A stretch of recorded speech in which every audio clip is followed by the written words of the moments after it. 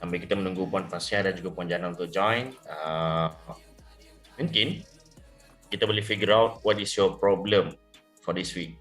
Dr. Mazira dan juga Puan Juleza. Habis lagu ni kita akan teruskan ya. Okay.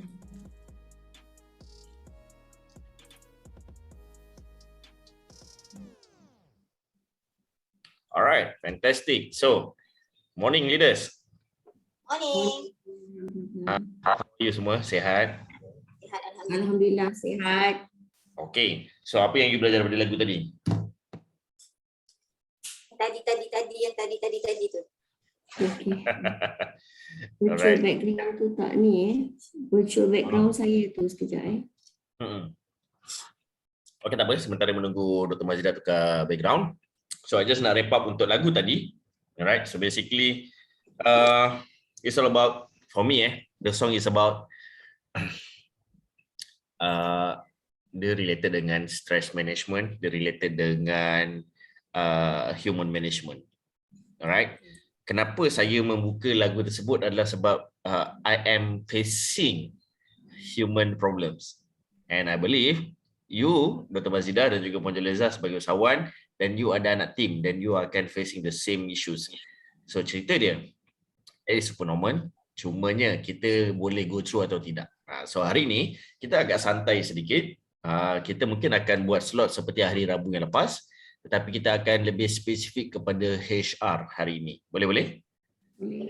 Alright, fantastic. So HR is human resources. Okay, bahasa Melayunya sumber manusia.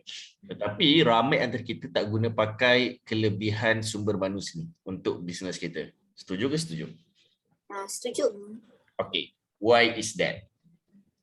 Puan Juleza, agak-agak kenapa you setuju kita tak guna pakai sumber manusia yang betul? Sebab kita buat suka-suka hati kita je. Sedangkan dekatnya HR tu dia dah spesifikkan secara nampak lebih strategi lah. Macam you share pada mentoring minggu lepas tu kan. Dengan you kena one to one dengan I. So yang ni untuk apa, ni untuk aku, tapi kita tak laksanakan dengan betul. Okay. So, alright, faham. So, macam mana dengan Dr. Mazida? What is your understanding about human resources? Dr. Mazida? Dia lagging. Lagging. Alright, Dr. Okay, tak apa. So, Puan Julaiza? Yeah. What your understanding is, betul, tak salah. Tetapi in order to having a great benefits from the HR ni sebenarnya adalah key of business growth. For me, HR is a key for business growth, right? Kenapa? First thing first, kenapa dinamakan resources? Sebab it is actually itu adalah sebenarnya kunci untuk you berkembang. Alright, kunci macam mana cakap? Kalau you utilize betul-betul sumber manusia ini, then your company will easily to grow, will fastly to grow, will establishly to grow. Right. So, apa yang saya nak masukkan adalah, contohlah Puan Juleza sekarang ada 16 orang ejen, kan? Alright, berapa ramai inbound you? Berapa ramai yang bukan ejen dalam syarikat you? Satu. Which is siapa nama dia? Alia sahaja. Okay. So, you dah understand human resources, HR kita ada dua. Satu inbound, satu outbound, betul? Okay. So, bila you tahu dua-dua perkara ni, inbound dengan outbound ni adalah something yang you kena utilize untuk satu, establishkan business you. Alright? Establish ni, bila you rugi tu boleh dikawal. Bila you lambat, tak ada apa yang affected sangat. Alright, di-establish. Bila you sakit, perkara tu macam tak ada, macam cakap, dia tak gabra sangat, tak gelabah sangat business tu.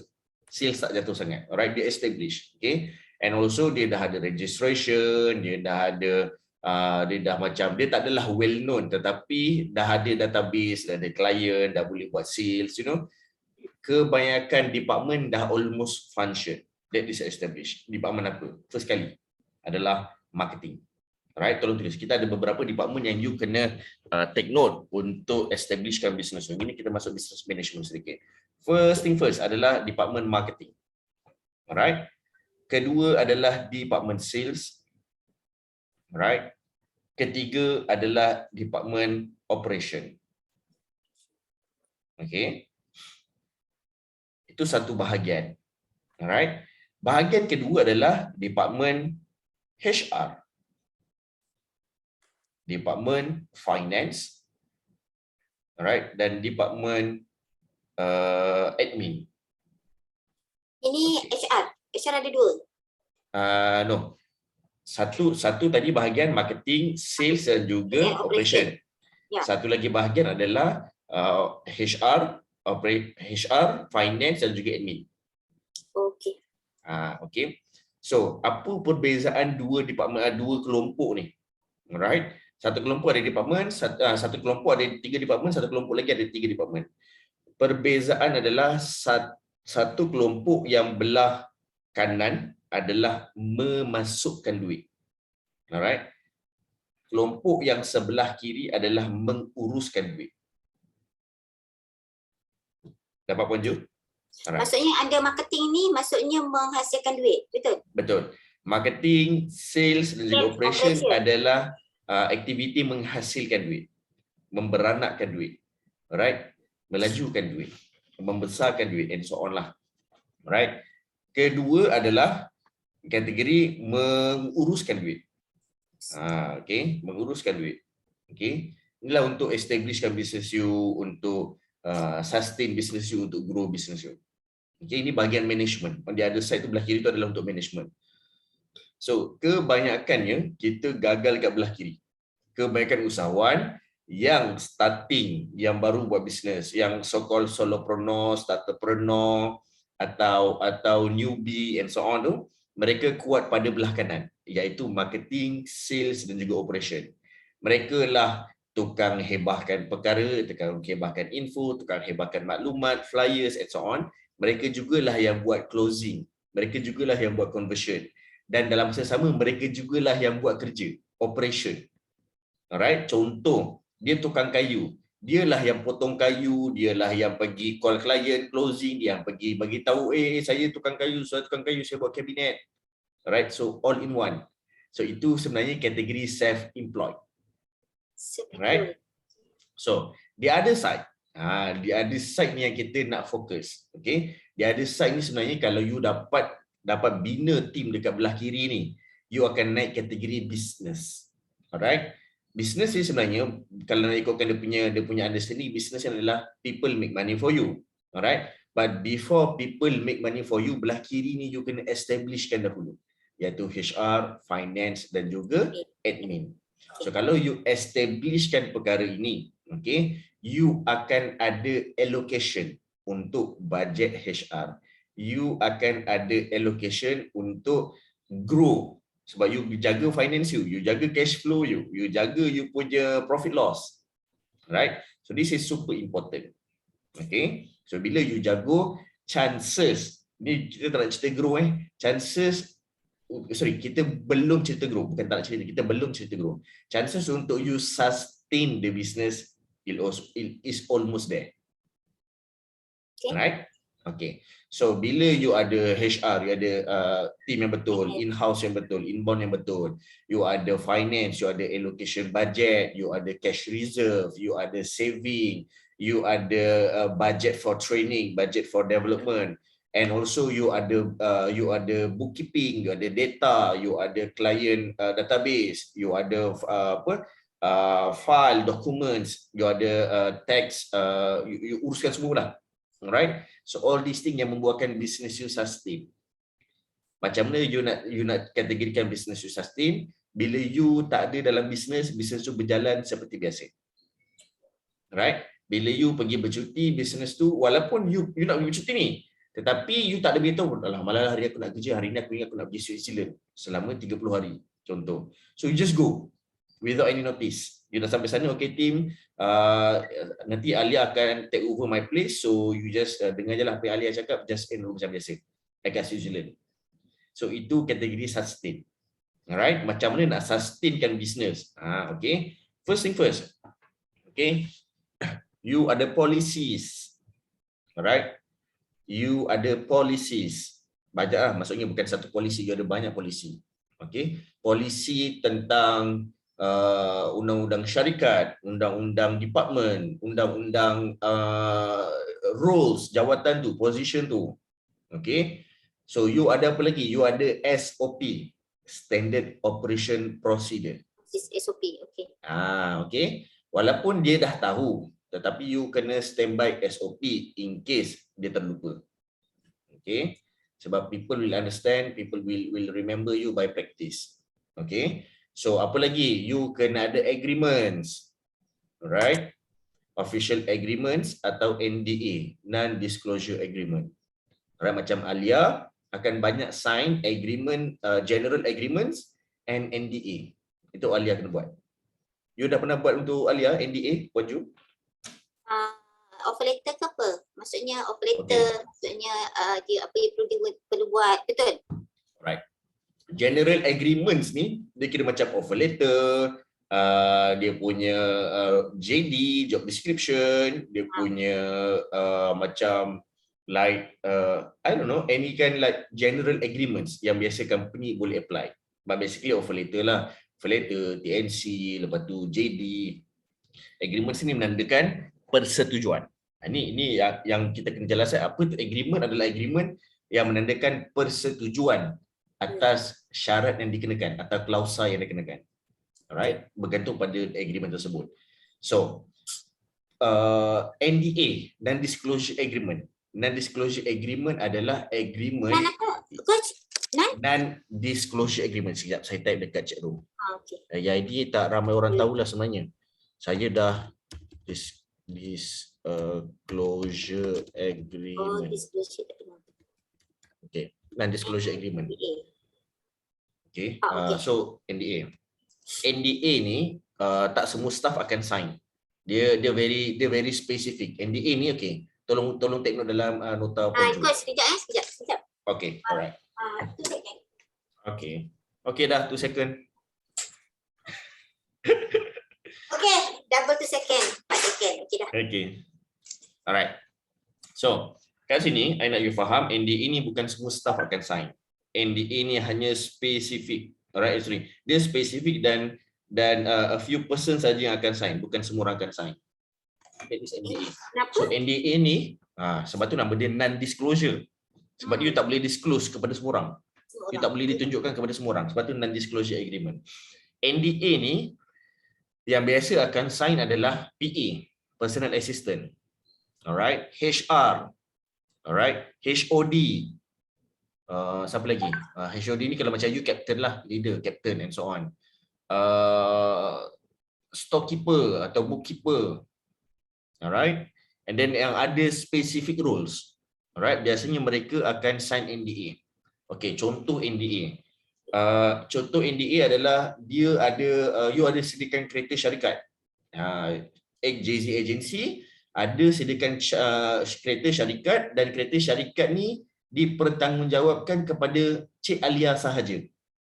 So Cik Alia dia bolehlah nak bagi staff lain pakai ke and so on. Alia, this is kereta company, whatever urusan berkenaan dengan syarikat, agent nak pakai ke, so whatever, that is your responsibility.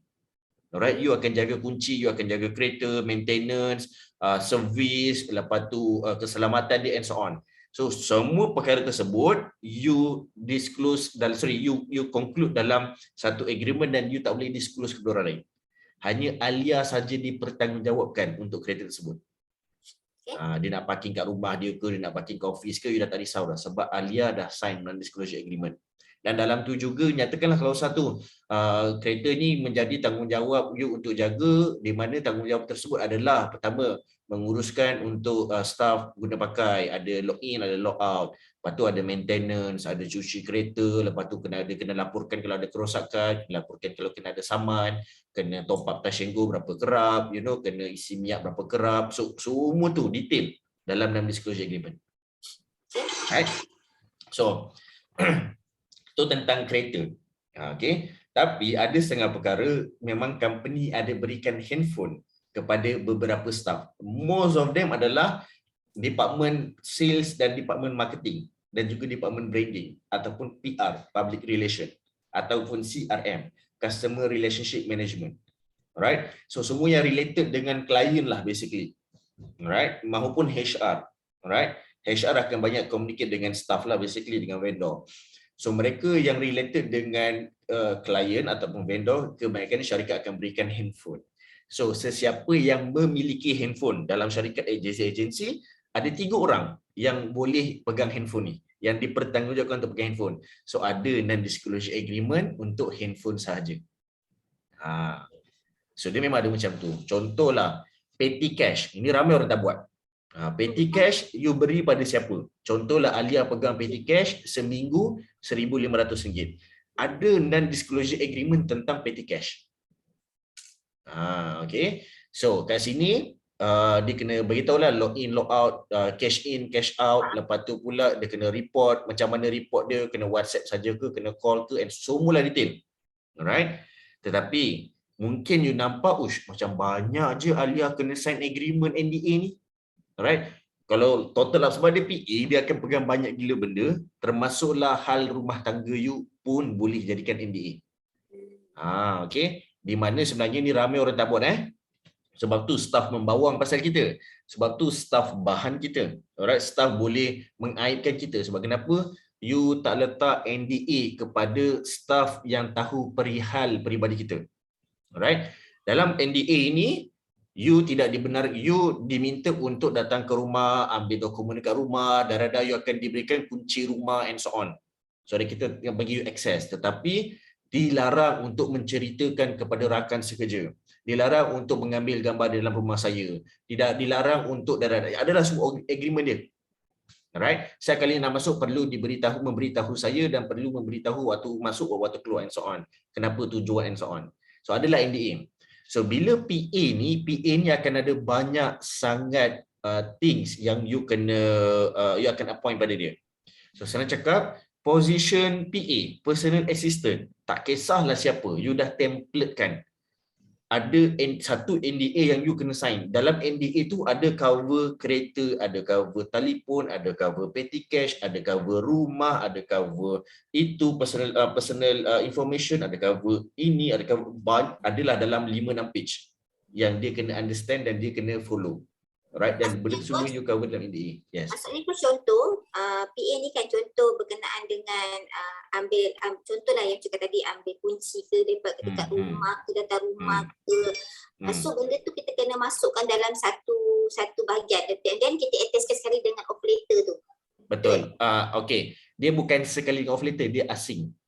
Oh, asing. Yes, off letter is off letter. Kita dua lah contoh. Ya. Okay. Kalau macam saya dalam company, you masuk staff, okay, Dr. Mazidah, welcome back. Alright. Kita masih lagi dekat Malaysia, jangan risau.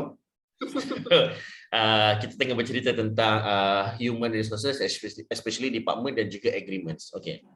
So macam NDA, bila pekerja masuk, contohlah HR masuk my company, alright, dia akan sign offer letter. Itu yang dia akan sign pertama. Nombor 2, dia akan sign polisi. Segala undang-undang, terms and conditions syarikat and so on ada dalam polisi. Polisi ni dulu saya buat tebal gila. Dalam 20 page, 30 page. Rupanya saya rasa macam, patutlah orang tak follow polisi tu. Rupanya tebal sangat, mereka tak baca pun. Lagi kan nak tahu dan faham. So I will make the most simplest polisi dan juga terms and conditions supaya mereka tahu, faham dan execute. Okay. So dokumen ketiga yang dia kena sign adalah NDA. HR akan tahu gaji ke semua staff tetapi tidak dibenarkan untuk menceritakan gaji-gaji staff kepada orang lain. HR akan tahu segala banyak strategi syarikat, rahsia syarikat tetapi tak boleh dimaklumkan kepada staff lain. Adalah view NDA tentang HR. Dan ada lagi agreement dalam NDA itu adalah dia pegang petty cash, dia tahu all this rahsia dan sulit, confidential and so on. So ada dalam HR ni paling banyak. HR ni paling banyak perkara yang dia kena sign, yang dia kena tahu. Alright? Dan kita disclose semua dalam NDA. Macam saya takkan buat NDA ni kepada ramai staff. Sebab mereka takkan faham pun. Kecuali orang yang dah biasa dengan agreement. So, me myself, I takkan, okay, you HR, you sales, you patut pegang telefon. So, kita ada NDA untuk pegang telefon. Tak. Me myself, I akan letak hanya kepada HR. So, HR saja yang akan sign NDA. Alright? So, HR yang dipertanggungjawabkan kalau dia nak buat sale, nak keluar, dia nak telefon, dia nak pakai 2 hari, ada kerja kat luar, di event. So, you kena report dengan HR. HR yang akan take note benda tu. Sebab HR yang bertanggungjawab. Alright. Sebab kenapa I try to reduce NDA? Pertama, kenapa?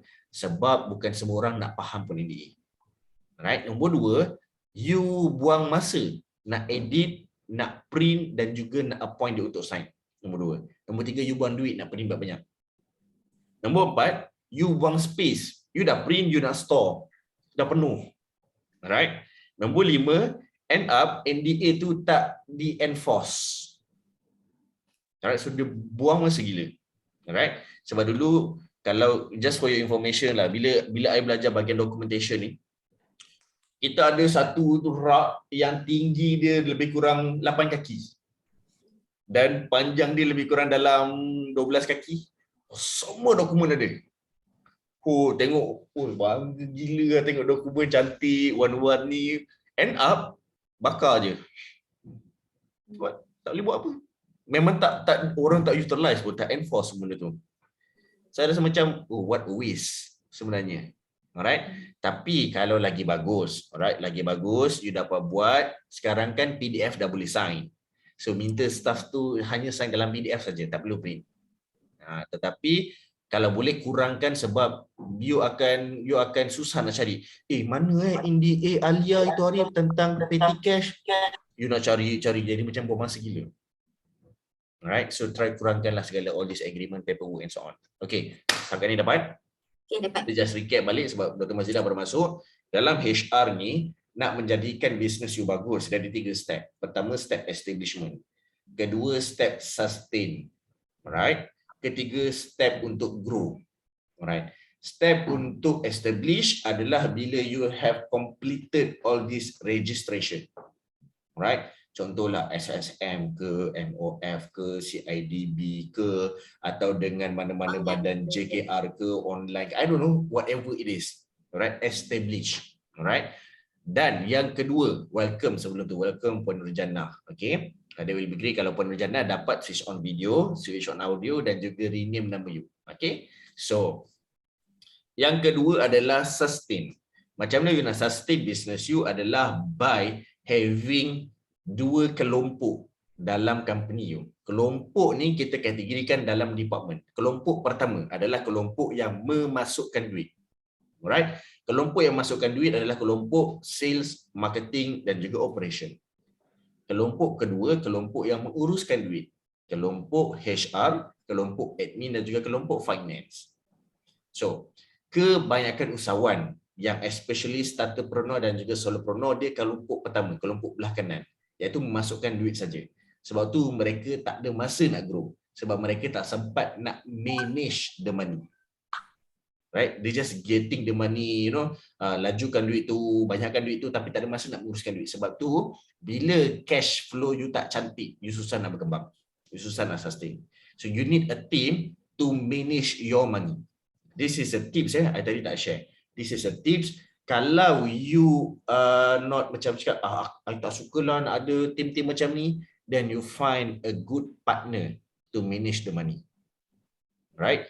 Satu, kenapa nak cari someone else yang menjaga duit you? Someone else ni sama ada staff mahupun partner, mahupun expert. Bila cerita expert ni, meaning that you outsource. You bayar tax consultant, you bayar accountant, you bayar administrator yang kerja basically diorang part time untuk jaga you punya money. Okay, so dia memang ada macam tu, cumanya dia kurang sikit lah beban you, itu je. Alright, so bila ada orang yang menjaga ni, dia akan memudahkan proses you, di mana you boleh fokus untuk memasukkan duit, melajukan duit and many more. Setakat ni dapat? Dapat. That is how to sustain. Sebelum tu Puan Nurjannah, kita dalam tajuk hari ni santai sedikit, kita akan cerita banyak tentang HR dan juga business management. So, bila you dah sustain, Sustain ni satu dah kategori satu self-employed. Yang belah kanan tu adalah self-employed. Tapi bila you ada kelompok kedua, you dah kategori business. People make money for you. People manage the money dan make money for you. Alright, maksudnya you tak ada pun tiba-tiba you nak pergi melancong. I tak ada mood lah hari nak kerja, I stress. I nak pergi Switzerland for 30 days. You just go. You call staff, okay, I tak ada 30 hari, just buat macam biasa, follow je rules kita macam biasa, follow activity macam biasa. So the business sustain. Sales masuk, dia ada average dia, minimum dan maximum. Dia jalan macam biasa. They follow the campaign, they follow the schedule, they follow the rules. Alright, that is sustain. Ada someone yang boleh take over tempat you. Okay.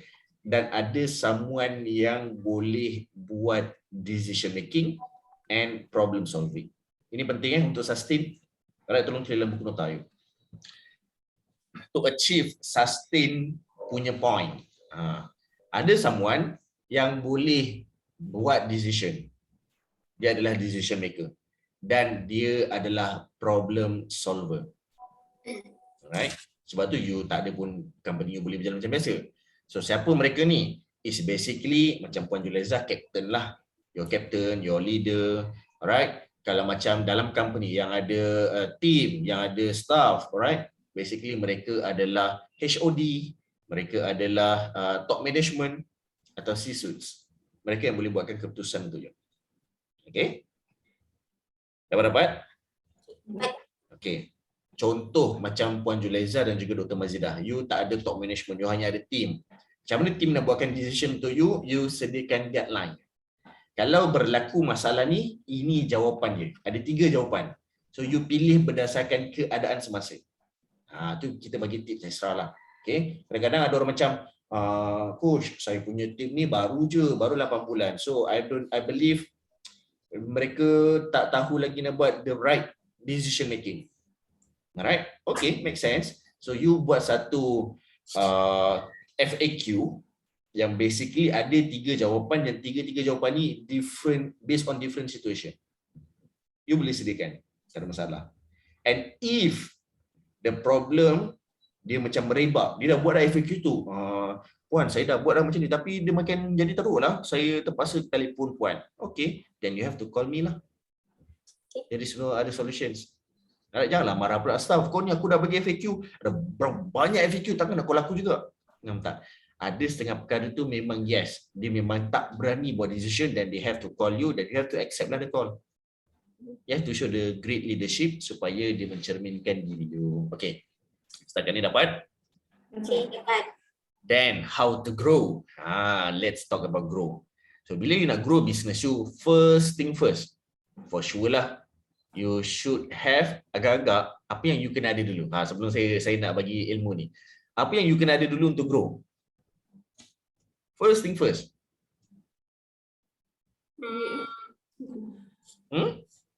Duit. Okay, duit. Kena ada mentor. Kena ada mentor, bagus. Lagi? Kena ada semangat lah. Alright, ada semangat. First thing first, you kena ada vision. Oh. You kena tahulah you nak apa.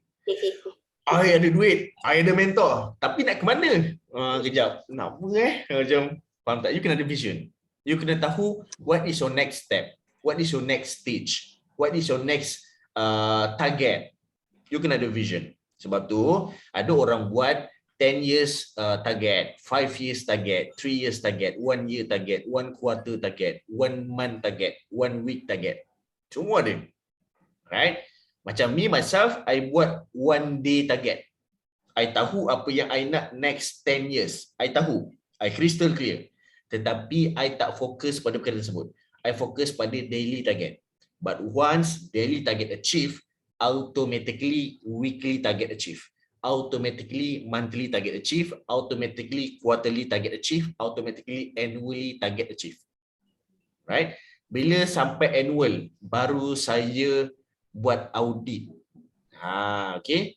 Audit saya tu, tapi normally audit saya dia based on quarterly, sorry. Audit saya based on quarterly. Alright. Kuartal pertama, saya audit. Dapat tak capai target? Kalau dapat, berapa banyak? Kalau tak dapat, berapa banyak? I akan audit. Sebab mungkin kuarter kedua tu tak boleh ikut plan asal. Kena adjust supaya boleh cover up kuarter pertama. Normally, kenapa saya fokus pada annual target?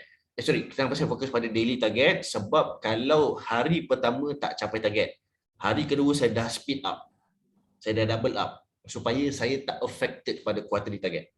Sebab kalau you nak adjust 3 bulan punya campaign atau planning atau execution plan, lagi berat berbanding harian.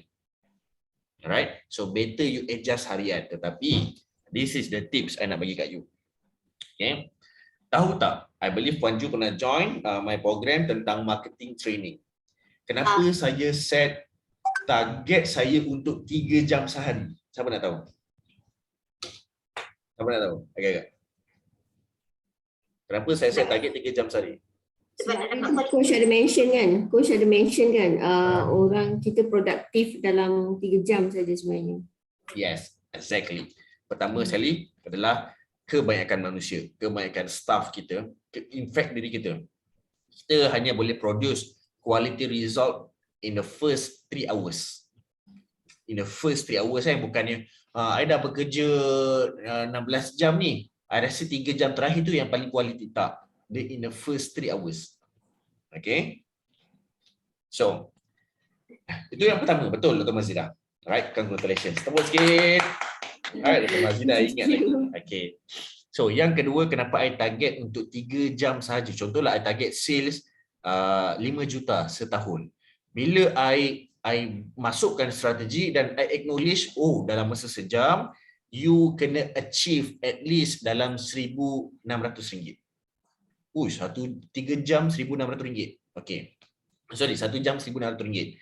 So kalau sejam pertama, I ada sehari 3 jam yang I nak kena kejar. Sejam pertama, I tak dapat RM1,600. So 2 jam akan datang tu, jom kira, ada kalkulator tak? Ya, okay. Ada kalkulator. Maksudnya 1 jam, I kena target RM1,600. Tapi dalam sesejam tu, my team hanya dapat target 800 saja. So, I ada outstanding RM800. Betul? 800 campur 1,600, jam kedua campur 1,600, jam ketiga. I ada outstanding sebenarnya lagi 4,000 untuk the next 2 hours. So, saying that, I kena tukar 1 jam yang kedua tak boleh target 1,600. 1 jam yang kedua kena target RM2,000 sales. So, the strategy untuk dapatkan RM2,000 sale tak boleh pakai strategi yang asal. Kena tukar strategi. Kena tukar klien. Kena tukar target. Kena tukar copywriting. Kena tukar closing. Alright? Dapat? Dapat. So, I struggle for the next 2 hours. Bukannya for next month. Right? Ramai orang dia tak go into detail. Bulan ni tak capai target. Kita kena target bulan depan ni kena all out. Memang ramai tim you keluar. Sebab kena kerja 2 kali ganda.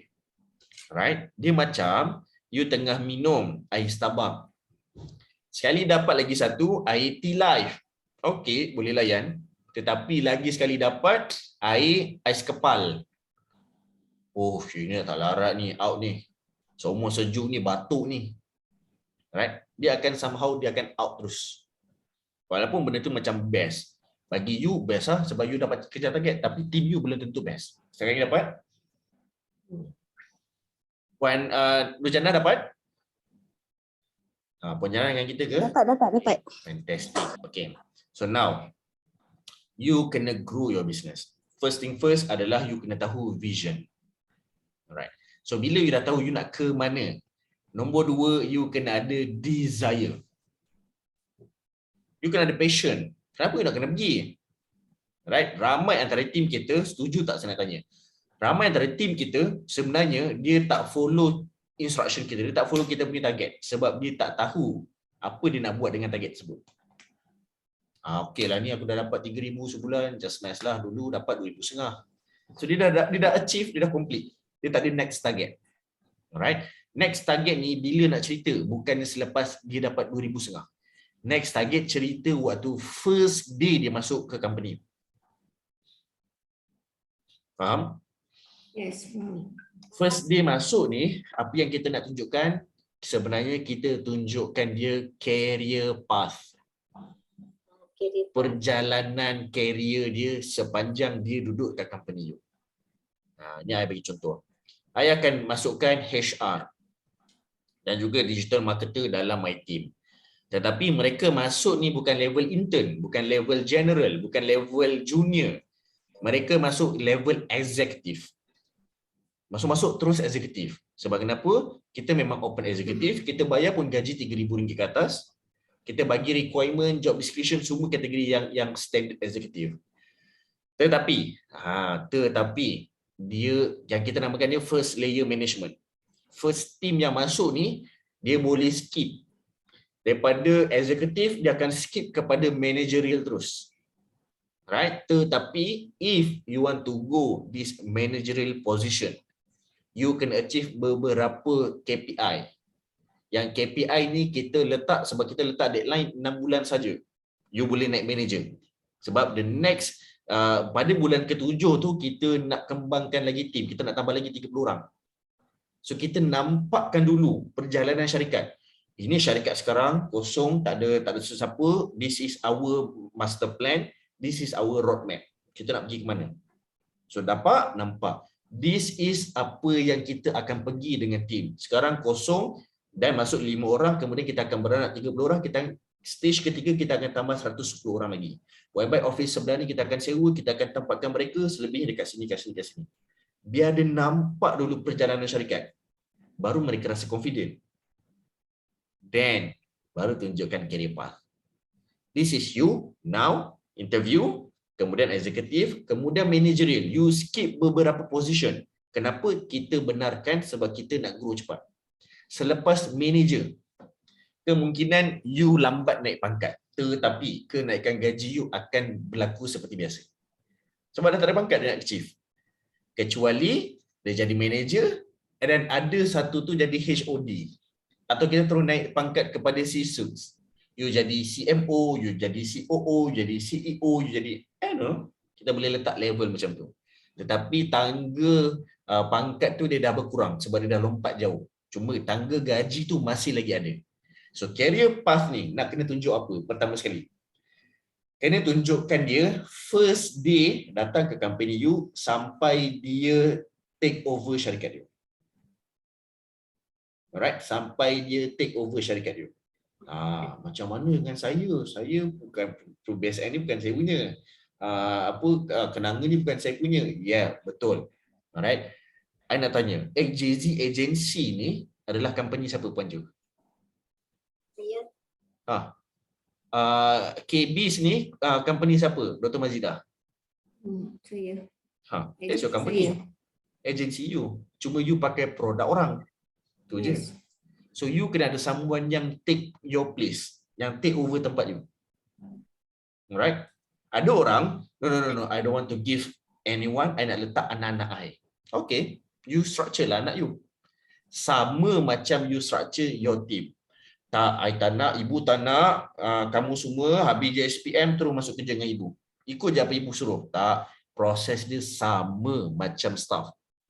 Ada interview, ada polisi kena sign, ada briefing, ada ice breaking, team building, dia kena follow exactly. Sebab dia part of the team. You kena ingat ayat ni, business is business. Alright? So, bila you faham perkara ni, daripada first masuk sampai dia take over your place.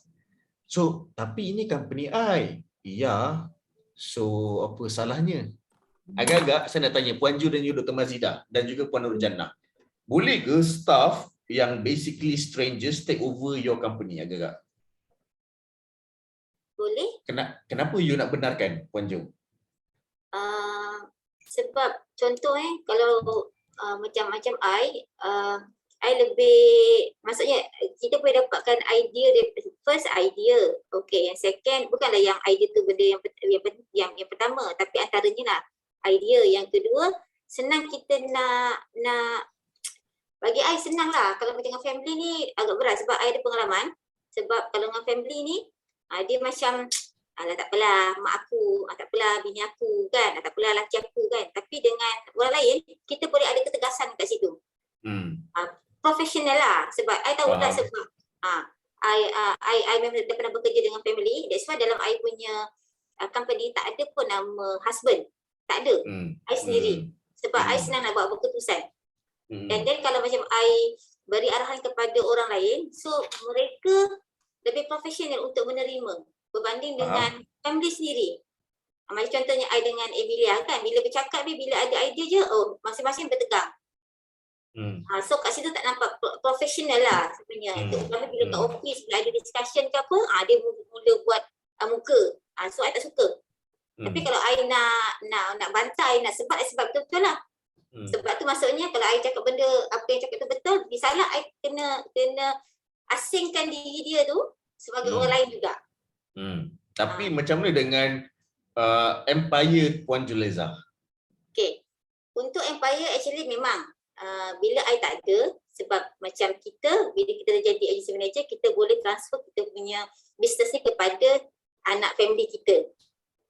Terutama memanglah sekarang I fokus untuk bila I tak ada, I akan transfer kepada Emilia. Tapi sekarang ni lah yang I kena guide dia untuk menjadi seorang leader ataupun menjadi seorang ketua yang bagus, yang profesional. Dia tak adalah kau mak, aku anak, tak ada. Kalau tengok, kalau macam I layan dia, bila dia kopi dalam etika bisnes, memang I garang dengan dia. Alright. What if nauzubillah Puan Julaiza meninggal dunia dan company ni akan milik siapa?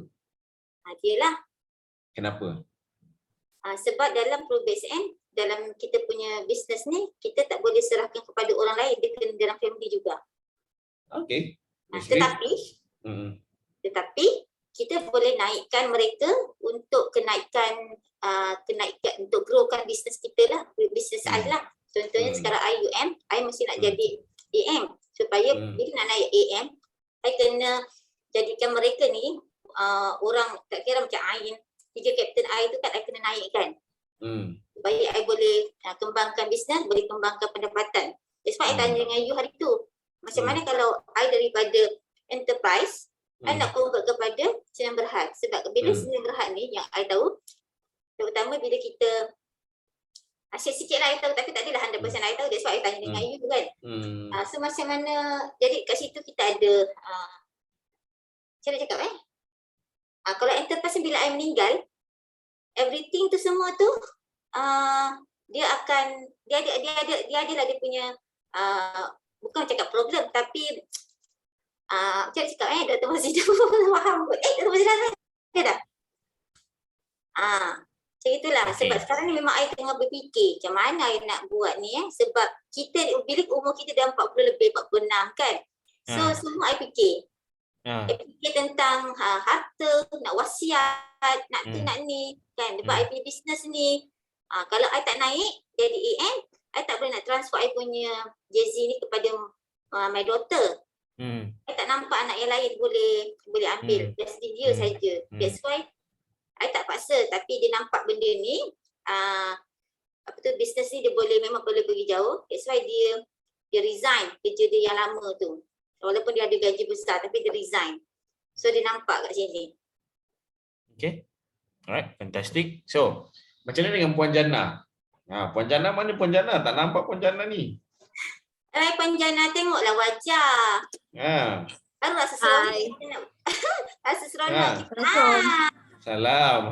Kat mana tu? Kat rumah. I see. Okay. Puan Jannah, your company sekarang pun dah Sdn Bhd kan? Ya. So macam mana dengan what is your opinion kalau someone else, strangers atau staff you take over your seat? Macam mana tak pernah rasa lagi, tapi tak boleh lah kan. Kita kena kita. Okay. What if somehow nauzubillah you meninggal? So macam mana? By the way, sekarang kita pun dah guna semua automation system. Kalau I meninggal pun, the business still going.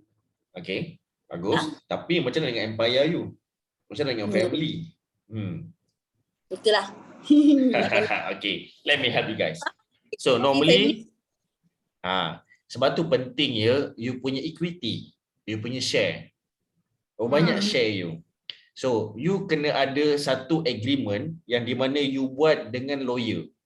Alright? Dia boleh buat, contohlah macam you boleh buat dengan hibah, you boleh buat dengan wasiat, you boleh buat dengan lawyer.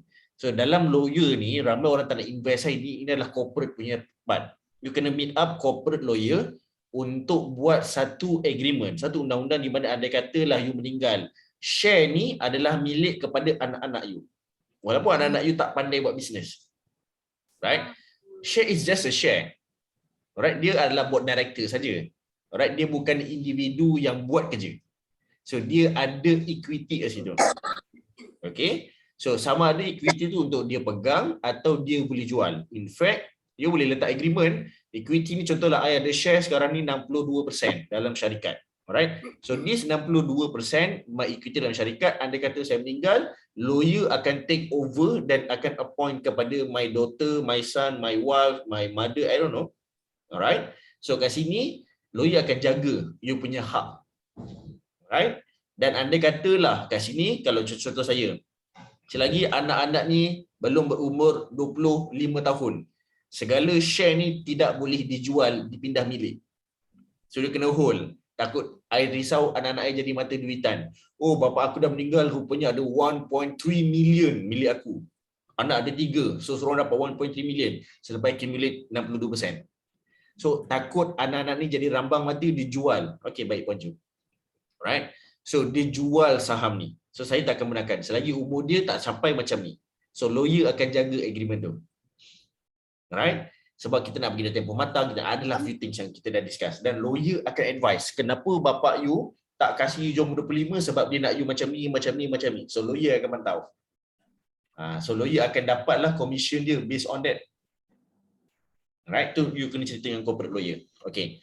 Setakat ni, to establish, to sustain and to grow. You guys dapat? Yes, okay. Okay. So, Dr. Mazida, okay, you asyik terkeluar coverage you? Okay ke? Tak, tadi laptop tu habis bateri, tak sedar. Okay, tak apa. So now, kat sini I nak you guys faham, grow ni tadi first vision, nombor 2 desire. Right? Nombor 3, bila you nak grow, you kena ada game plan. You kena ada master plan. Dia bermula dengan master plan dahulu. Alright? Kemudian baru game plan. What is your master plan? Okay, master plan I believe I dah pernah tunjuk pada slideshow last week. You boleh tengok pada record dekat YouTube channel Kimi Abdullah. Kita dah tunjuk dah master plan macam mana. The whole journey. Alright, sampailah tahun, macam my target adalah pada 27 hari bulan 11 2027. Kita dah kat mana? Apa yang kita dapat? Apa yang kita achieve? Alright, kita ada master plan. Alright, game plan. Game plan dia saya pecahkan ikut kuarter. Kuarter pertama, kuarter kedua sampailah kuarter keempat. That is my game plan. So kuarter pertama ada berapa perkara yang kita nak kena fokus. Biasanya saya akan buat 5-5-5. That is my game plan. Kuarter pertama, fokus on partnership, fokus on recruitment, fokus on establishment, fokus on sales, fokus on team development. Kita buat macam tu. So 5 ni yang saya tahu, 3 bulan pertama dalam 2022 saya fokus 3 benda ni. Dan saya elaborate in detail. Recruitment. Recruitment. What is the KPI? Alright? Itu yang susah ni kalau tangan terbang-terbang ni. Okay. Recruitment. Apa KPI dia? Berapa ramai yang nak recruit? Berapa banyak yang you kena ada cash reserve untuk staff tu? Apa dia punya JD? Apa dia punya and so on. That is detail plan lah. Tapi game plan dia 5 tu je. Ada dia punya deadline, ada dia punya siapa yang execute. Alright, ada detail dia. Setakat ni dapat? Dapat. You kena ada master plan dan you kena ada game plan. Dan for sure untuk grow, alright, ni benda ni yang you kena fokuskan sangat-sangat. You have right people in the right seat in the right bus, right? Yang kelima untuk grow adalah you need to have right people in the right seat in the right bus. Maksud dia, siapa nak tahu maksud dia? Ya, saya nak tahu. Puan Jana nak tahu? Nak. Okey, maksudnya adalah you kena ada orang yang terbaik. Yang terbaik ni macam mana? Tolong tulis dalam buku nota you guys. Orang yang terbaik. Pertama sekali, ini kategori expert. Pertama sekali mereka kategori expert. Maksudnya mereka ada skill set yang betul. Right? Pertama sekali mereka ada skill set. Nombor dua, mereka ada experience. Specific experience. Contoh, dalam HR, saya nak mencari HR. Saya perlukan at least you ada 3 tahun pengalaman recruiting. Dan you ada 3 tahun pengalaman firing. Ramai orang boleh recruit. Ramai orang boleh hire tapi tak ramai orang boleh fire. Right, so I nak 3 tahun hiring, 3 tahun firing. Itu pertama. Nombor dua, you at least ada 2 tahun pengalaman dalam team management. You menguruskan team. Alright. Dan at least you ada 1 tahun pengalaman in team, on problem solving, especially conflict management. Nama dia conflict management. You tahu macam mana nak selesaikan masalah team. Saya tak nak semua bergantung pada myself. So dia ada skill set pertama, dan nombor dua dia ada experience. Nombor tiga, ini penting ni ramai orang tak buat. Mereka ada resources. Alright. Kadang-kadang ada yang pengalaman 10 tahun tapi mereka tak tahu siapa yang kenalan mereka. Contohlah, 3 tahun pengalaman, right? Skill set ni, dalam masa sama, saya perlu tahu, saya nak you tahu segala akta buruh, akta KWSP, akta EPF, akta SOKSU and so on. In fact, I nak you tahu akta Sikri Siktos. Semua nak tahu pengalaman dia, right? Nombor 3, resources. You kena ada someone yang you kenal atau rapat dalam akta buruh, dalam EPF, dalam SOKSU, dalam Sikris, dalam Bank Negara. I nak those resources. Supaya bila syarikat berlaku perkara yang tak digini, okay, HR, call your network. Minta bantuan sekarang. Resources, ramai orang tak fokus on this. Nombor 4, mereka ada klien sendiri. Bukanlah klien sendiri. Basically, mereka ada klien company lama. Mereka ada relationship dengan klien 5 tahun lepas. Oh, saya masih lagi kontak dengan Datin ni. Okey, boleh tak you call Datin ni, ajak jumpa ke office, kita nak dia beli produk kita. Ini ramai orang tak ada. Dia just may recruit saja. Sebab tu, Allah, sorry doktor, saya tak ada sale lah minggu ni. Bukan salah dia, it's okay. Tetapi that will be great kalau dia ada database. Rekod-rekod klien lama. Nombor 4 adalah klien database. Nombor 5. Ni nombor 5. Is basically characteristic. Alright? Characteristic. Right people in the right bus, in the right seat. Based on 5 perkara ini. Pertama sekali, boleh tak recap balik? Pertama sekali apa? Expert. Expert. Dia ada skill set. Alright, bagus. Nombor 2? Pengalaman. Experience. Bagus. Pengalaman. Nombor 3? Resources. Resources macam mana yang you expect? Yang maksudnya dia kena ada kenalan. Kalau segi HR, dia ada dekat KWSP, pejabat buruh, pergi semua tu. Dia sales, mungkin dia ada resources dari segi macam billboard punya orang ke ataupun yes, bagus. Orang ke. Bagus. Okey, faham Dan yang keempat, database klien. Mereka ada relationship dengan klien. Okey, previous client lah basically. So nombor 5 adalah character. Okay, let's go detail into characteristic. Okay, pertama sekali, character macam mana? You kena tahu sama ada dia ni people oriented atau result oriented. You kena tahu benda tu. Dan bila you recruit, you kena tanya. Sebenarnya susah lah. Dia pun mungkin tak tahu, tetapi you kena tahu people oriented ni macam mana, result oriented ni macam mana. Right. This is just a recap lah, macam Puan Ju dengan juga Dr. Mazidah dah tahu dah. Saya selalu ulang-ulang. Tapi tak apa, saya ulang lagi sekali. People oriented, macam mana you nak tahu dia ni people oriented? Segala informasi yang dia sampaikan, segala maklumat, segala cerita yang dia bagi tahu waktu interview tu, mereka akan berpandukan manusia. Saya suka sebenarnya orang-orang yang macam ni. Saya adalah orang yang macam ni, macam ni. Waktu saya bekerja dulu, saya banyak bekerja dengan orang-orang macam ni. Dia akan cerita manusia je. Majikan saya, pelanggan saya, yes, betul, semua akan cerita macam tu. Tetapi you akan nampak apa yang keluar pada mulutnya related kepada manusia. Okay? Saya kalau saya nak selesaikan masalah ni, saya akan pastikan klien tu macam ni, tim saya macam ni. Dia akan cerita banyak manusia saja. Right? Macam mana pula dengan result oriented?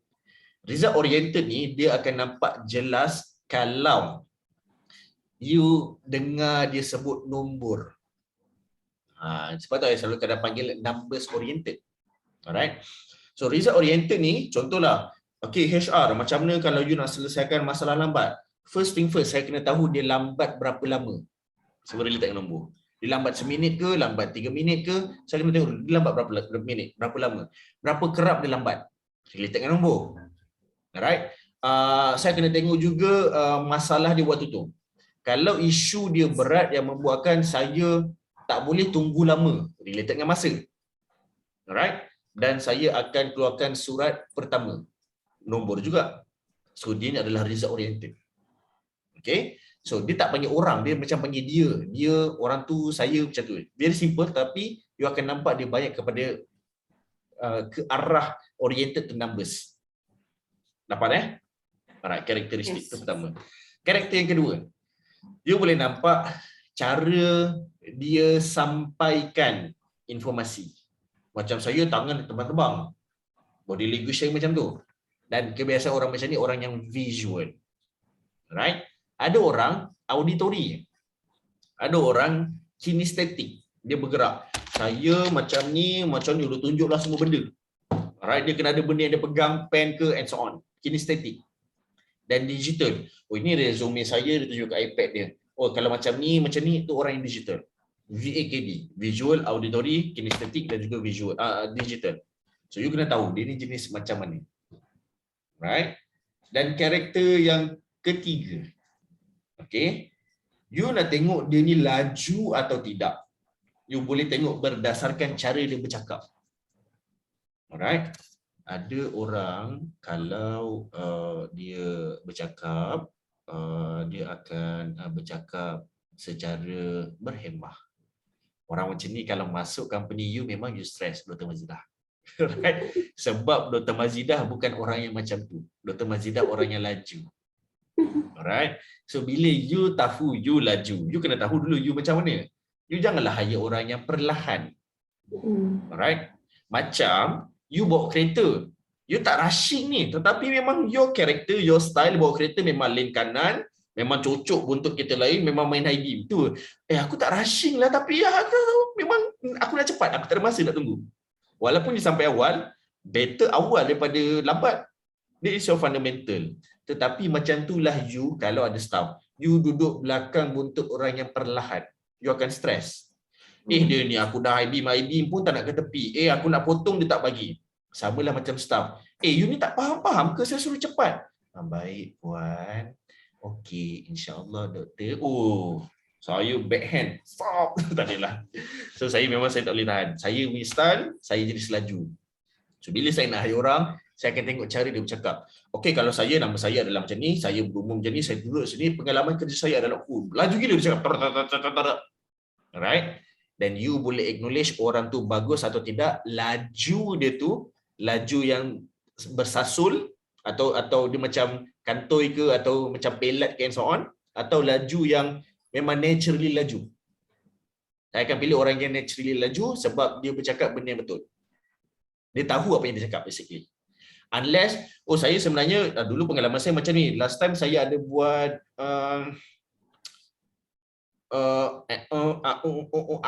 macam itulah. Dia macam dia ingat lupa. Dan bila ingat lupa ni, saya akan tengok eyeball dia kat mana. Ni kita dah masuk NLP. Kita akan tengok eyeball dia. Eyeball dia, you boleh nampak eyeball saya ke mana? Saya ke mana eyeball saya, Dr. Mazidah? Eyeball saya ke sana, ke kanan. Kalau kita reflect kan, kita kamera kita ke kanan. Kalau ke kanan, dia tengah cuba untuk ingat. Dia tengah recap. Kalau eyeball dia ke kiri, dia tengah create. Maksudnya dia create story je. Just nak jawab soalan tu. So, anak mata ke kanan, dia cuba untuk remember. Anak mata kedua adalah untuk create. Alright? Cuma anak mata ke atas, ke tengah atau ke bawah. Itu je. Ke kiri, dia ke kanan. Ke kanan tapi tengah. Dia cuba untuk ke kanan atas. Dia cuba untuk visualize kalau tak silap. Adakah ada orang macam tengah-tengah cakap dia macam tu sampai dengan kepala-kepala sekali teling. Dia sebenarnya tengah untuk visualize. Dia punya memori, dia tengah tarik daripada subconscious mind ke depan. Alright. So ke kanan okey. Walaupun dia lambat ke soal, okey lah. Maksudnya dia bercakap benda betul, cuma dia lupa. Tetapi kalau boleh, kalau you ada ramai candidates, cari orang yang tak ada nak recap. Tak ada orang yang nak ingat-ingat. Betul laju cakap. Maksudnya, dia well prepared. Dia tahu apa yang dia cakap sebab dia dah buat apa yang dia cakap. Alright? Dan benda tu masih fresh dalam ingatan dia. Benda tu yang dia buat tu masih lagi baru. Sebab tu dia mudah ingat. Okey? Setengah dapat? Okey, setakat ni ada soalan tak? Saya open soalan dahulu.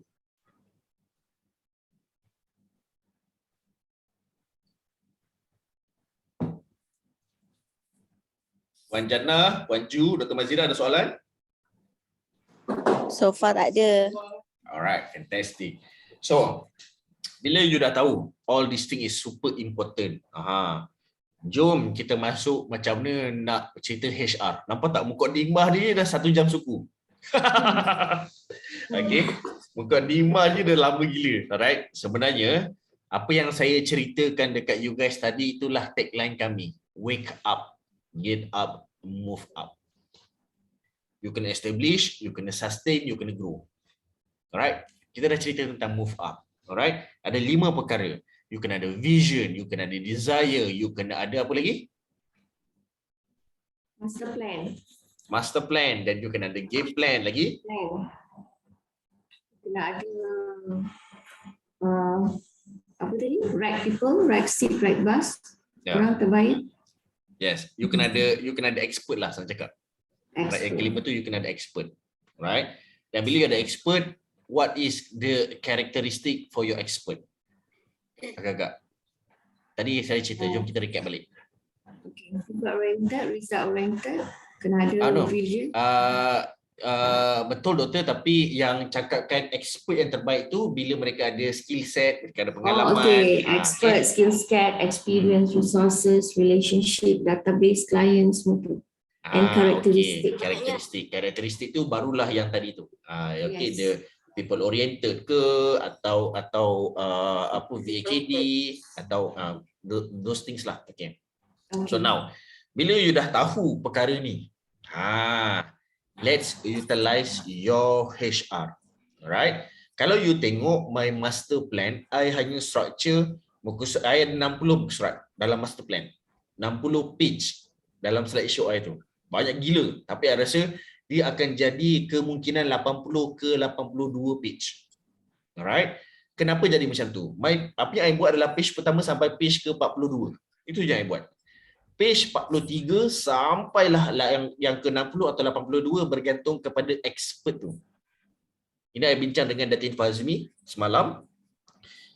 Datin Fazmi cakap, I risaulah Kimi, banyak gila you nak buat sebenarnya tahun ni. Takut you tak boleh nak capai, tak boleh nak execute. No worries Datin. Sebab tu saya perlukan expert. Kenapa saya cakap expert? Sebab mereka tahu apa yang mereka buat. Dan kenapa slideshow saya, master plan saya tak siap? Sebab mereka yang akan buat benda tu, bukan saya. Sebab tu saya hire dia. Alright? Kalau semua benda saya yang buat, this is the effect. I nak you guys tahu the cons. Okay? Keburukan atau kelemahan Kalau you nak berkembang laju, you nak bergerak laju, you panggil expert. Tetapi segala strategi keluar daripada mulut you. Pertama sekali adalah mereka takkan buat. Mereka buat tapi lambat. Sebab kenapa? Itu idea I. Berdasarkan kemampuan I. Bukan berdasarkan idea dan kemampuan dia. Ni benda ni tak boleh. I dah cuba dah company lama. Memang tak boleh dah. No. This is my company. You have to follow my rules. Itu kebanyakan bos. Sebab tu orang luar. You kena jadi leader. You hanya lead the vision. Segala yang dia nak buat, mereka akan suggest pada you. Dan you hanya approve kalau you faham. Bukannya kalau you setuju. Ingat beza. Faham, setuju adalah benda beza. I tak setuju. Yes, semua benda tak setuju selagi tak keluar daripada idea dan kepala otak you. Sebab you boss, you jadi leader. You lead mereka ke arah vision you. Okay, coach, kalau macam ni, saya rasa cara terbaik macam ni, macam ni. You perlu faham. Sebab kalau you faham, automatically you akan endorse. You akan follow. Sebab kenapa? Macam mana nak faham?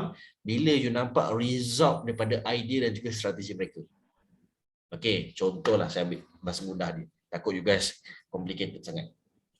Now, kuartal pertama, kita ada 5 perkara yang kita nak achieve. HR, tell me, macam mana you nak jadikan 5 perkara ni?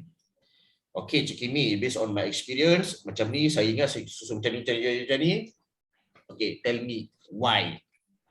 I nak tahu kenapa. Okay, macam ni, Cik Kimi, kalau macam ni kau kan, you punya cost akan berkurang. Quality akan dapat. Quality ni, dia akan datang dengan massive result dahulu. Kemudian kita akan filtering, orang ni akan masuk untuk buat macam ni. Okay, I can see your game plan. Okay, endorse. I tak ada nak buang masa pun fikir-fikir. Sebab kenapa? Pertama, dia yang akan execute, bukan I. So, I nak keluar daripada mulut dia. Sebab tu, I perlukan expert supaya dia boleh suggest us. Dia boleh consult us. Dia boleh advise us. Right? Nombor 3, kenapa benda ni takkan jadi? Sebab, right? Ketiga adalah sebab mereka pun tak faham kenapa nak kena buat. Sebab you tak lead ke arah vision. Right? Master plan pun diorang tak tengok. So, diorang kena tengok benda tu. Okay? So, now, dapat tak setakat ni? Yes, okay. Nampak. Right. So, bila muka surat 43 sampai ke 82 tu mereka buat, I hanya bagi tahu apa vision kita, apa kita punya roadmap, apa kita punya master plan dan apa kita punya game plan dalam management. So, now, macam mana you nak dapatkan duit untuk kita? I nak you kejar untuk program ini. Contohlah kita cakap, kita nak buat marketing training. How you want to produce 140,000. Kita bagilah guideline sikit. Sorry, kita bagi frame. Alright? I nak you hanya manage this program, marketing training. Kita nak you convert 140,000 sebulan. Okay, now tell me macam mana you nak buat. 140,000 tak boleh tuan. Ini susah. Okay, susah. Ambil bag you, keluar terus. Belum dah susah, you are not in the right people. You are not right people in the right seat. Betul. Saya baru je lalu pergi benda tu. Okay. So, caranya adalah, pertama sekali, kalau you rasa betul tak boleh buat, okay, nah, ini template surat letak jawatan. You tinggal boleh sign dan isi nama saja. Itu je. Yang buang masa. Alright. This is happened to me sebenarnya semalam. Ada seorang doktor. Kelakar dah lah doktor, expert, pengalaman. Tapi buat perangai. Di mana? Sorry lah, ni bukan Dr. Mazidah. Sorry, ni bukan Dr. Mazidah. Ni orang lain. Ni doktor lain. Alright. Lupa ada Dr. Esmi. Okay. So, di mana?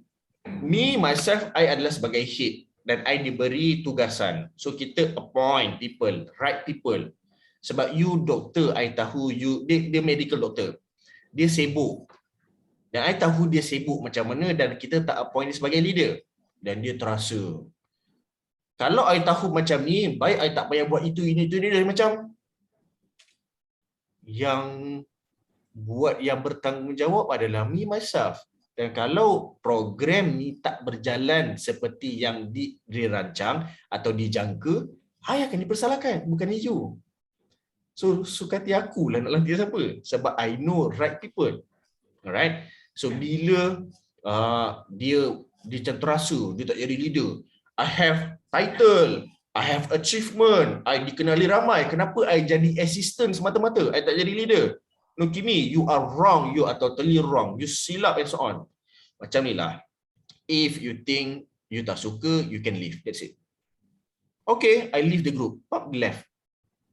Next. Itu je lah. Right? I cakap dengan Marcel apa tahu? Kimi belajar untuk tutup mulut.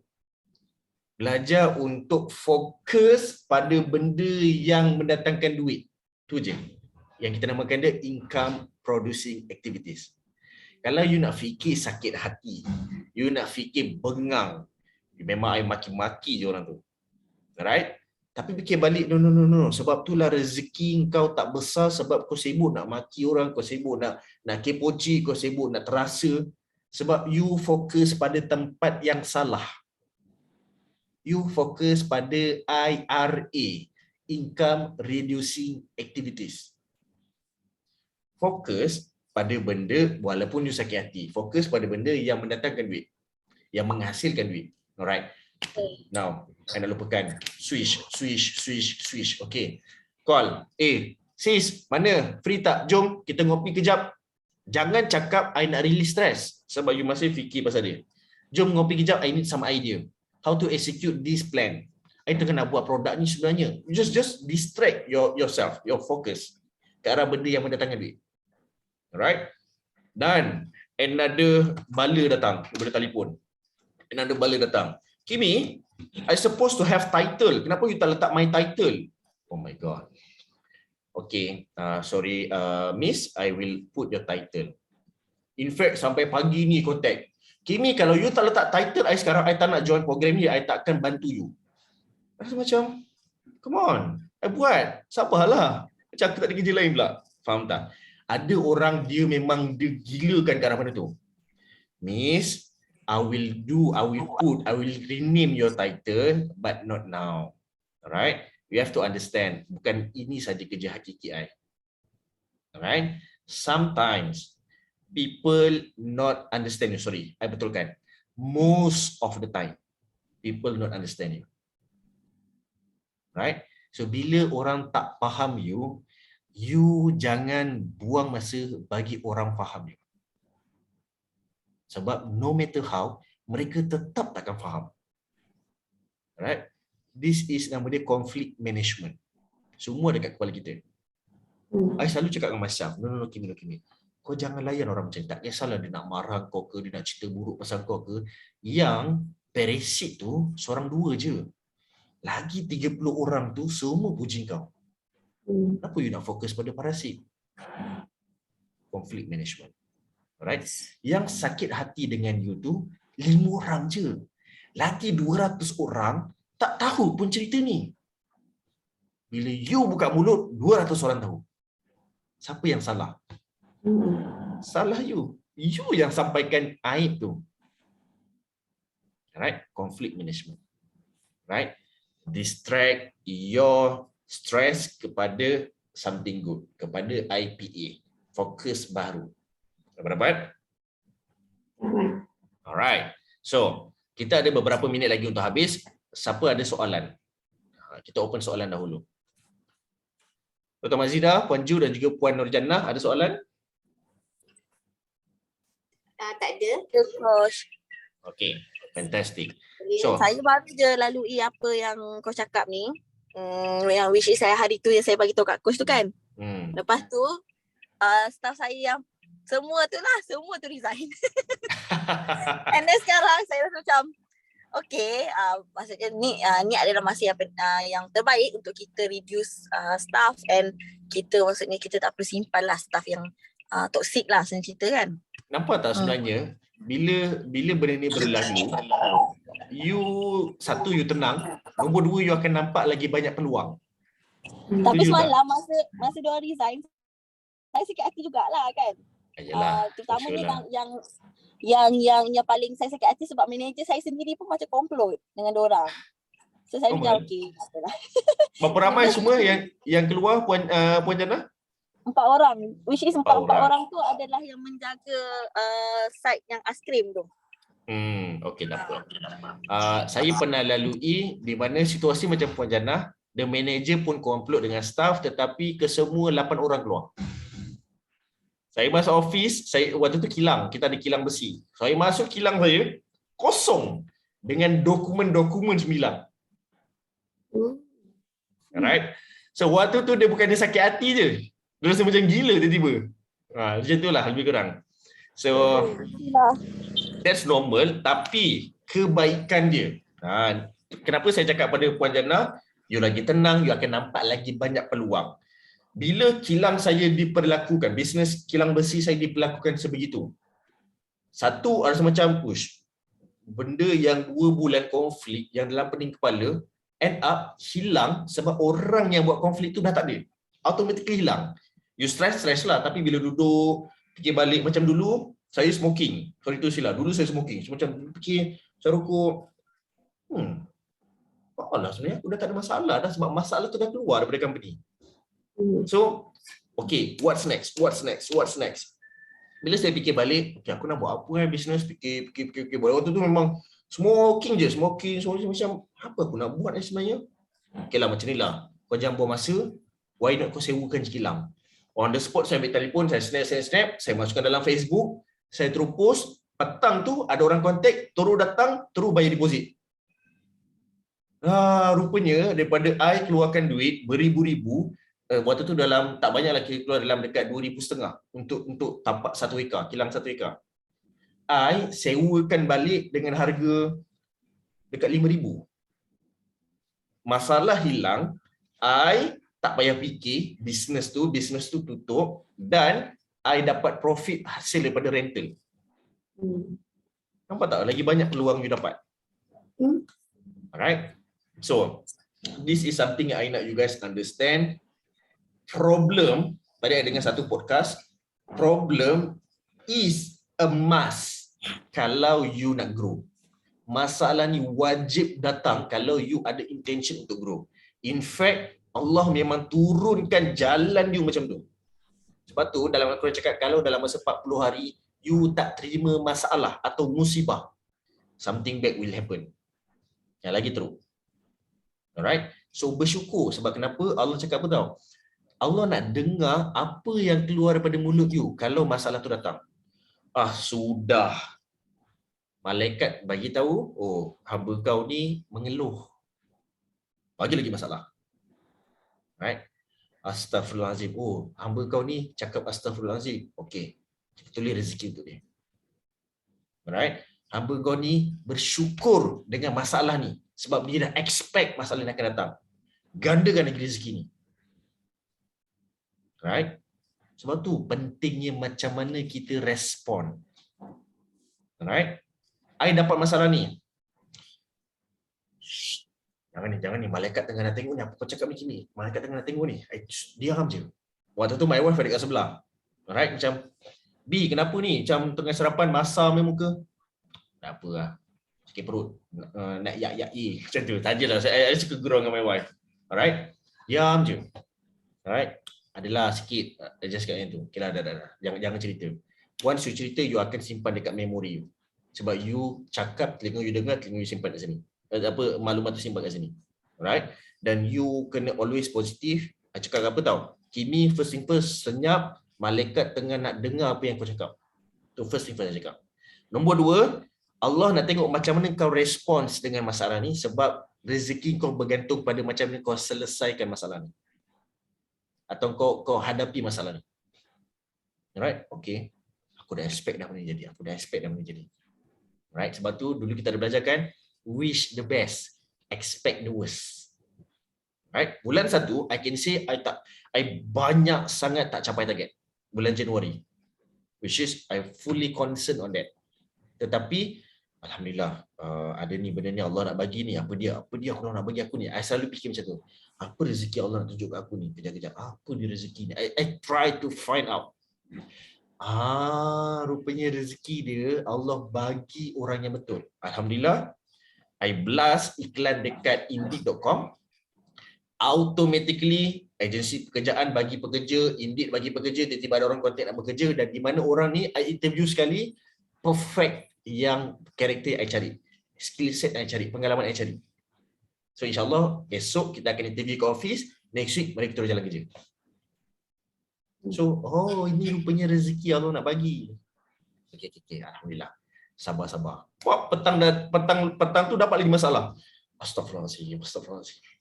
Sabar lagi.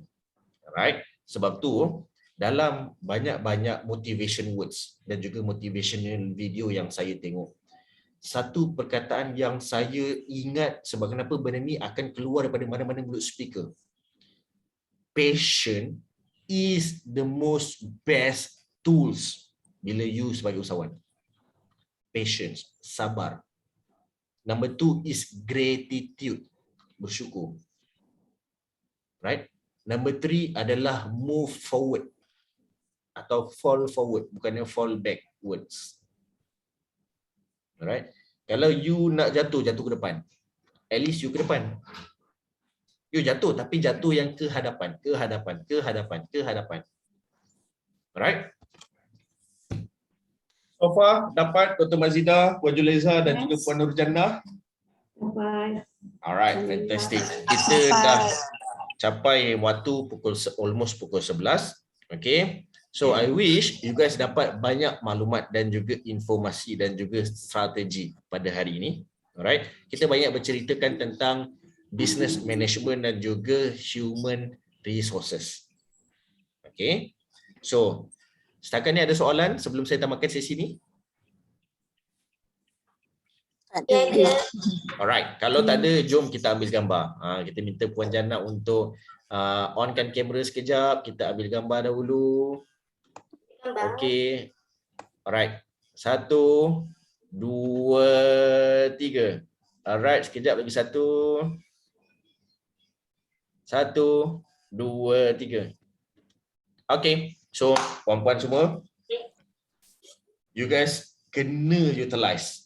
Kalau you nak capai target dalam SEO coaching, iaitu sales jutaan ringgit, you kena utilize manusia. You kena anggap manusia ni bukannya liabilities. Manusia adalah aset. Kenapa manusia jadi aset adalah macam mana you guna pakai mereka untuk jadikan aset. Alright? You kena tahu untuk mengguna pakai manusia supaya mereka menjadi aset. Right? Dapat? Okay. Kalau you letak, alamak aku nak hire ni kena keluar lagi 3,000. Mana nak dapat 3,000 gaji dia? Belum you dah fikir liabilities, memang you takkan grow. You kena ada mindset untuk fall forward. You kena ada mindset untuk scale up, move up, grow up. Alright? You kena anggap, okay, tak apa, aku tak ada duit sekarang, belum ada lagi. Tetapi dengan adanya digital marketer, bisnes aku akan naik satu lagi level. Kenapa? Dia masuk, kita dapat sales 140,000 melalui digital marketing dan kita boleh pergi next stage. Adanya partner ni, dia boleh jaga kewangan syarikat, cash flow, administrative, development yang boleh membuatkan I fokus kepada memasukkan duit. Alright, so you kena jelas kenapa you nak masuk orang tersebut dan you kena tahu macam mana orang tersebut boleh dijadikan aset untuk syarikat dia. Boleh? Fantastic. Terima kasih puan-puan semua. Kita jumpa pada next week. Okay, sebelum tu, next week, saya just bagi tahu dahulu, Isnin sampai hari Rabu, saya ada training dengan PUNB. Alright, kita akan bawa tajuk marketing training. So the whole day memang saya terpaksa spend dengan PUNB di mana one-to-one session dan juga CEO mentoring saya tak dapat nak execute. Saya beritahu upfront supaya you guys boleh susun jadual. Tetapi andai kata you guys nak one-to-one pada hari lain, alright, atau hari Ahad ni ke, I don't know, just let me know. Kita susun jadual. Okay? Awesome. Thank you so much semua. Kita jumpa lagi nanti. Assalamualaikum. Terima kasih ilmu hari ini. Bye. Terima kasih coach. Bye. Thank you, Doktor.